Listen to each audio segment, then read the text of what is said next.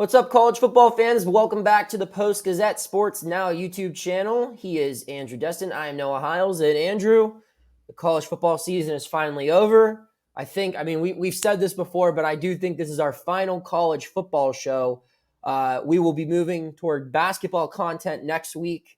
Might be different show dynamic. We don't know. I mean, you're not even covering college athletics anymore at this point. Right. But as someone who did cover Penn State and as someone who's still covering Pitt, I feel like we need to wrap up the college football season by recapping the national title game, some beef between the two schools that we did cover this fall, and a look at their off seasons. So first things first, Andrew, just a quick review on the entire season. I thought it was a very fun one, very competitive, but in the end, I mean, we didn't even need to play it because the team that was preseason number one won the whole thing.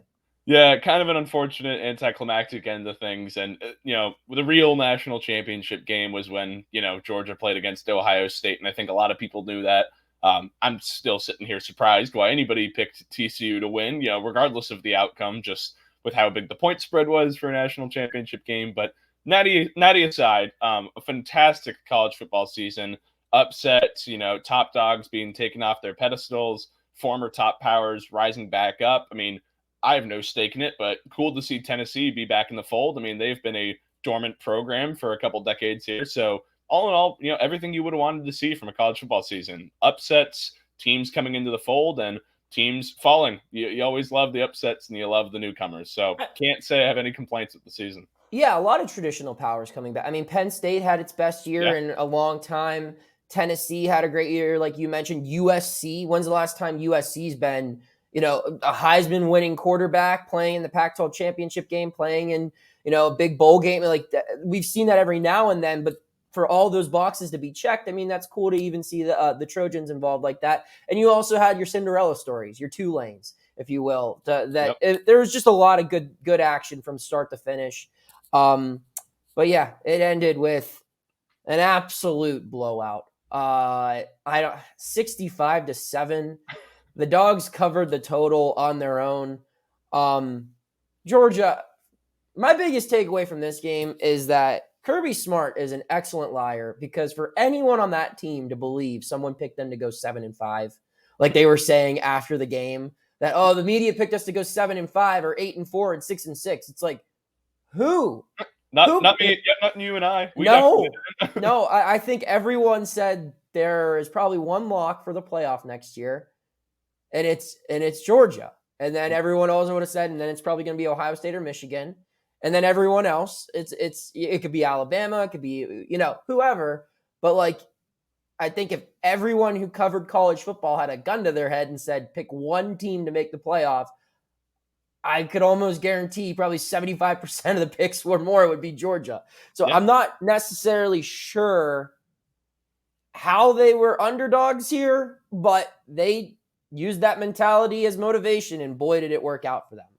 Yeah, Kirby Smart must have stolen cell phones from every player on the team, because if they were checking their phones at all, checking Twitter, social media of any consequence, you would have seen everybody thought highly of them. But hey, kudos to Kirby. Heck of a season. And talking about that national championship game, I think the thing that stands out to me is just how much deeper that Georgia roster is now. And we talked about this, several months ago. Is Georgia the new Alabama? I think Monday definitively proved yes. Yes, they are. They are so star-loaded at every position. Looking at the two rosters, I think other people have said this too, but the only position you really would have said TCU is better than Georgia would maybe have been at the one wide receiver spot with Quentin Johnson. Quarterback. Yeah, right. Maybe Max Duggan over Stetson Bennett. But other than that, man, like it was not close. And I think it was even greater of a disparity than you and I thought going into Monday. And boy, did those second stringers look good for Georgia, running for 7-8 yards a carry there in the fourth quarter, because that was not close. That really was not. Everyone talks about, I think Georgia had 13 5-stars on its roster this year. That is a lot. Yep. But the bigger number that jumps up to me, I think they had over 40 4-star players. For reference, Pitt had one 4-star recruit sign with it on signing day this year. Penn State had how many? Like 6 or 7? Yeah, about that number. And, if you get 4 classes of that, you're looking at 20s, 40. They had enough They had enough 4-stars to have a 2 deep on each side of the field almost. That is insane. And you just saw it. Yeah, when they benched Stenson Bennett at the end of the game when they took him out and they get the big curtain call, it was all dramatic. What a great season, what a great career he's had. All 45 years that he's played in college. Guy's old enough to be my dad essentially. Just kidding. But like he gets taken out of the game and they give like a quick note on his replacement. He's like, oh yeah, this kid's a 5-star. Like, what in the world? Like, they replace a national champion Heisman Trophy finalist with a 5-star, and they look just as good. Right. They have 2 tight ends that are monsters. They had a billion running backs that were just all of them. And half of these guys aren't even going to be draft eligible. I know their starting tight end is. Some of the guys on their defense are first-year starters. One of their running backs was a true freshman. Just unreal, the amount of talent that they had. It leads me to think that, like, I know you covered a Big Ten team. I know a lot of Big Ten fans watch this. There's a reason the SEC bias exists, folks. Oh, yeah. It's because it's the best conference in college football, and it's not particularly close. If you just look at the teams that actually did give Georgia a bit of a challenge this year, they're all from the SEC, all of them, and Kent State, if you want to count that. But, I mean, Ohio State did well, right? Yep. But there are really 2 teams in the Big Ten that can play to that level, whereas on a good day, an SEC team can take Georgia down to the wire. It's just a different breed of football. That conference produces more pros. It produces more success in the playoff, and it produces more national champions. And man, oh man, the king of the South right now and the king of the college football world is Georgia. I don't see him going away anytime soon. Right. And it doesn't matter, honestly. I mean, just a point here is the quarterback spot. You mentioned to bring in a 5-star, play Stetson Bennett. Think over the years. I mean, Kirby Smart, I don't know if I would call him maybe the best coach in college football, because there have been times where he's maybe messed up the quarterback situation. I mean, look when he chose Jake Fromm over Justin Fields, right? But it didn't matter. That's the point. And that's when you have a roster of 53 guys, an NFL-sized roster of just 4 stars and above, it doesn't really matter. And I don't even know if a Michigan could compete with Georgia because they don't have that star power. Ohio State does right now, but they were as close as any team in the country, aside from those SEC schools, like you mentioned, Noah. So they are in a different league, a true league of their own right now. Yeah, and I don't know how it gets any easier because, I mean, Georgia has a huge fan base. NIL is going to be great for them, and that's a machine. I mean, Bama won back-to-back in the early 2010s, and Bama had that dominant championship win over Notre Dame, but this team plays different than Bama, man. I mean, Bama had quarterbacks like Bennett, but those offenses didn't look like the offense that Georgia has. Nope. I mean, Greg McElroy couldn't produce an offense that what we saw put up 65 against TCU. That was unreal. So we move forward now to the final rankings. Believe what Penn State finished in the AP poll, Andrew? 7th? Finished at 7th, yes. 7th, and Pitt finishes at number 22. But we're going to not talk about the AP poll. We're going to instead talk about the coaches poll and some classic petty drama between Pitt and Penn State. On my flight home from Cameron Indoor this morning, I was reading my book about Bino Cook, legendary college football figure, former Pitt SID. And he talks quite a bit about his personal hatred toward Penn State in this thing. And, just reading that reminded me of the recent news story of the pettiness between Narduzzi and James Franklin. If you didn't see, Franklin and his coach's poll end of the year ballot did not vote for Pitt in his top 25. And Narduzzi had Penn State at number 9, which was the highest ranking out of anyone. Or lowest, depending on how you term. Everyone else had Penn State at 8 or lower. Narduzzi had them at 9. Just, Andrew, is this petty wars here, or is this just a coincidence?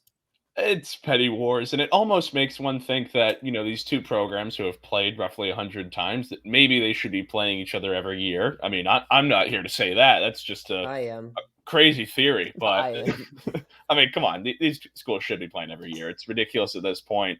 talk about a rivalry. These two coaches definitely don't like each other. They've made that clear before. And this is just a public platform where they don't have to say words, but can show their disdain for each other. And I'm here for it. I love it. I mean, Franklin put his Penn State team at 7th, same as the AP poll. Narduzzi put Pitt at 18. They obviously both think highly of their programs and not so much of the other ones. So I think it's pettiness. I think it's great. I'm here for it. And I love the content that it riles up out of Penn State and Pitt fans because we need more of it. These schools are rivals. Penn State and Michigan State is not a rivalry. Sorry. It's not. And that's the thing.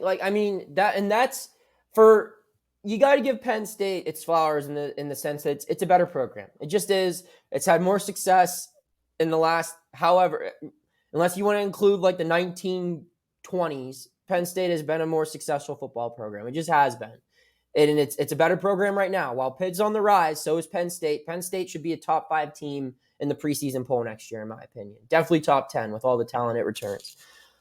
But the one thing Pitt has going for it right now is that Pitt has a true rival. And Penn State, I mean, yeah, Ohio State doesn't like Penn State. Michigan doesn't like Penn State. And Michigan State doesn't like Penn State. But, all those teams, they have someone else they hate more. And 2 of those 3 teams I just named, Penn State's their little brother. The Nittany Lions, when they beat Ohio State or Michigan, it's their season highlight, especially Ohio State. Mm-hmm. It's just they don't have that team where it's, even if we only win 5 games, if we beat X, it's a great year. They don't have a 13-9 type rival where Pitt does. And there's a chance they could have it. And Pitt could have it too, and it would be a lot more fun if that was the case. I know a lot of people enjoyed when they played not too long ago in that 4-year run. But, man, I just love it. I love it. Yeah. And it feels like, unlike the days with Paterno, where he was the driving force behind why they kind of stopped playing this rivalry game, these guys would love to play each other, I think. I think what gets in the way now is just the logistics of modern college football.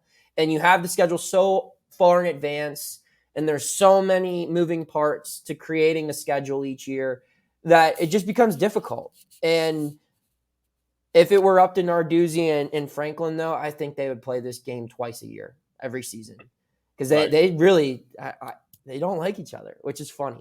Yeah. The only thing really that I think that was getting in the way of it, honestly, is, like you said, the finances. But then also an interesting point was a quote that James Franklin had after the Auburn game was one of the reporters asked him about what were his thoughts on doing that home and home series with Auburn. And Franklin was not in favor of it because in that era of the college football playoff with only 4 teams making it, his opinion was that it really doesn't matter who you play non-conference. You got to go undefeated and win your conference championship. So what was the incentive for these schools to play each other? Or at least in Penn State's position was, we're playing a real program in Pitt, not, a group of 5 team, not something like that.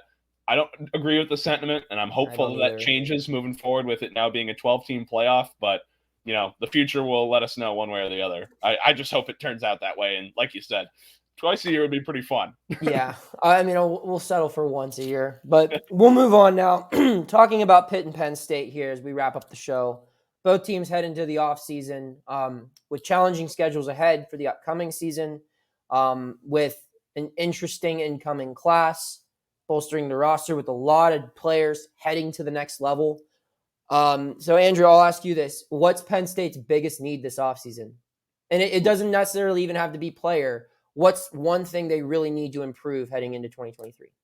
Yeah, I'll stick with the player note just because, to me, it's such a glaring hole, and it feels like they're surprising my wildest imaginations that they're actually going to be as strong, if not stronger, at some of the other spots that were of concern to me. Curtis Jacobs announced he's coming back at linebacker, which is huge for Penn State. Manny Diaz is staying as the defensive coordinator, so that's another year under his belt. Mike Yurcich, as of right now, staying the offensive coordinator. Like, the brain trust is still there. The star power is still there across the board, and new faces are coming in that people are excited about. But wide receiver remains an issue. They haven't picked up anybody of substance there in the transfer portal. And the reason I say is because they lost a guy that they thought they picked up in the transfer portal, who is now heading out to West Virginia. And as Penn State fans know, opening up the season facing off against the Mountaineers. So wide receiver, still a huge area of concern for the Nittany Lions. Only got one guy in this latest recruiting cycle. They got a lot in the previous one, 2022. but receiver without Mitchell Tinsley, without Parker Washington, still glaring hole number one for the Nits. And it's the same thing for Penn State, or for Pitt, excuse me.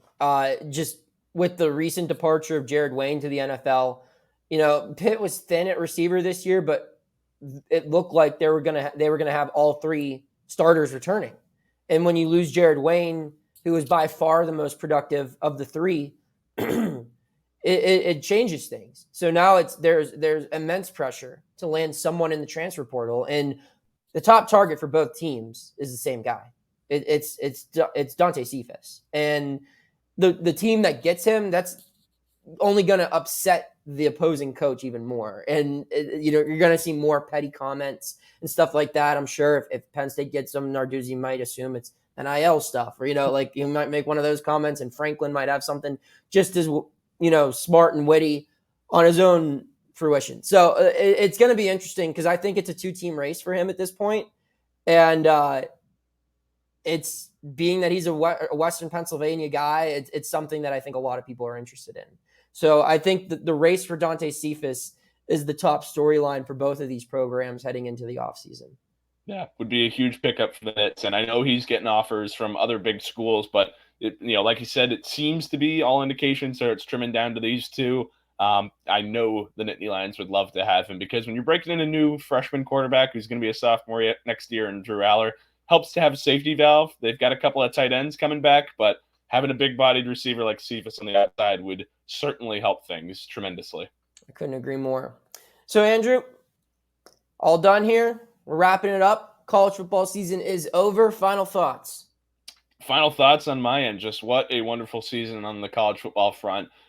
Couldn't have been more appreciative of the opportunity that I got, the travel I got to experience. Can't beat the scenes at so many of these Big Ten schools, and looking forward to the next one already. I can't believe I have to wait 9 months. That's the only debilitating thing about the end of the college football season. Yeah, I agree. It was a lot of fun covering. I hope everyone watching this enjoyed our coverage, both on this show and just through reading and all the other content that we created. And there will be more to come. We've got some exciting stuff going on for our college sports coverage, and Andrew's going to keep doing great stuff covering covering the Penguins and the Pirates. And we're going to keep trucking along here on the Post-Gazette Sports Now YouTube channel and at post-gazette.com. Hit that subscribe button if you haven't already, and we'll see you around. Thank you for checking out this content from Post-Gazette Sports. If you liked the video, please like it and subscribe to our YouTube channel. If you enjoyed it on Apple Podcasts, please rate us 5 stars on Apple Podcasts. For 6 months of digital access to post-gazette.com for just $6, click the link down in the description.